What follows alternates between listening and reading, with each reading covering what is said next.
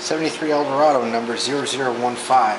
Okay, this rim has two dents here. Here, you can kind of see it's beat in a little bit there. Not horrible. And you can see some hammer marks. Looks like someone just tried to fix that. So, just want to make everybody aware. Alright, let's spin this up. As you can see, it's got a fairly decent hop to it, which means it's good for a daily driver, or maybe you want to put it in the rear, or a really good spare, one or the other.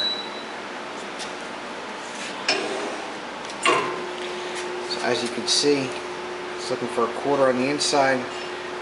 However, she's looking for a little more on the outside. So she's out by 2 ounces on the outside, which isn't great. So like I said, this is probably better off one that you put in the rear, or a daily driver, or really good spare.